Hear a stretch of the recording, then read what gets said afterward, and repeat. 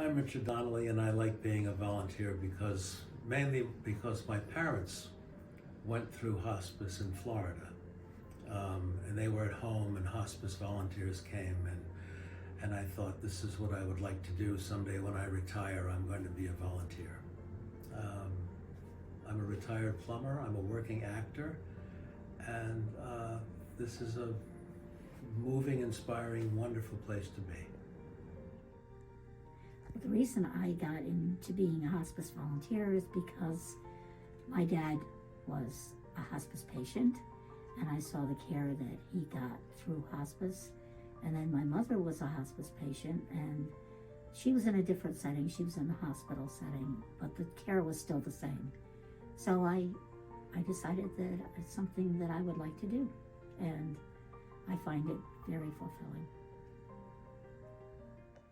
Well, over 6 years ago, my partner died, and I was so impressed by what hospice did. At that time, I was down in Texas. I came back, I joined a wonderful grief group that helped me so much. And I also had worked at hospice even before that, just visiting people, even before Hassan died. There's so many aspects of hospice that I love. The main thing is, I just feel good about it. First of all, I think the staff is unbelievable. And they make you feel so appreciated and needed that it's just a wonderful addition to my life as I get older, to be able to give back all the joys and great things that were done for me. And now I can sort of pay back by giving back to others. I just feel that I'm needed and I'm worthwhile and I'm appreciated. It's just a wonderful feeling. And, you know, I'm just so happy that I can do something for others. I really do. And I love my grief groups and listening to what they have to say and just meeting wonderful, wonderful people in need and feeling like I'm helping them. I really enjoy being a HopeHealth hospice volunteer. It's sort of like a ministry to me. My faith is very important, and I feel like I want to help others in any way that I can. And I particularly like singing to my patients. The music is such a wonderful connection for people, and it evokes so many wonderful memories, and they enjoy it. So that this is it's just something that I can share with others. I feel very blessed to be able to do this.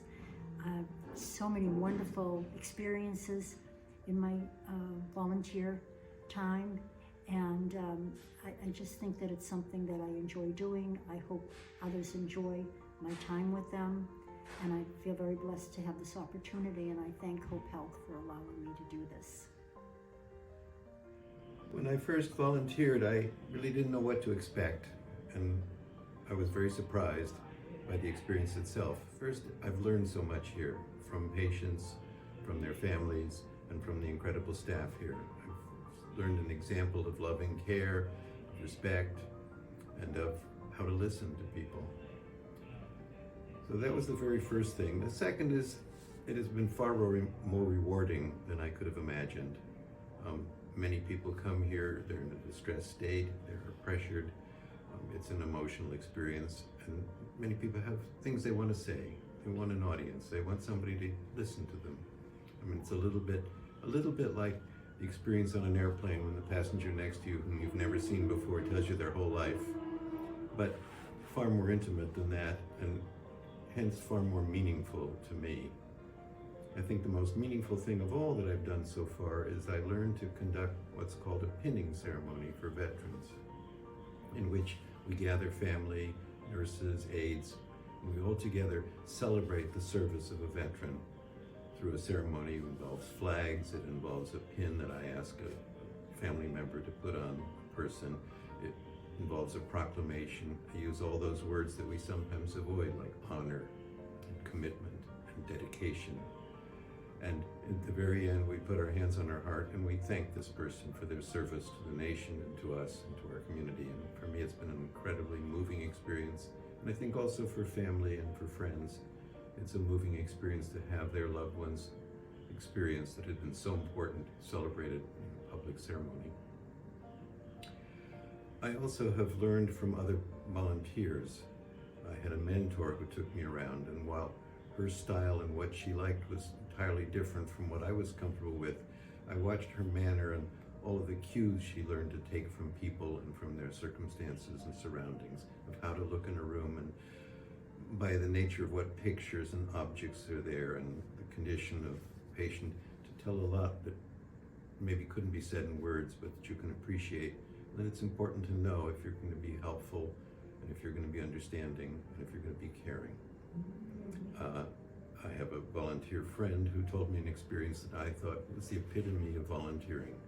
He went into a room and there was a family there and a patient who was unresponsive, and the family said, well, thank you so much for coming, but she's unresponsive and maybe you don't want to stay.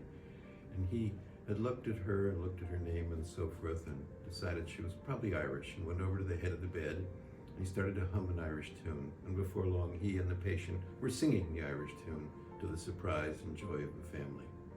So that kind of experience of making a connection, of being able to listen and to respond, and to just give the love and care that the nurses do so easily and that the aides do so graciously and gracefully, it's a very rewarding experience for me and something I deeply treasure.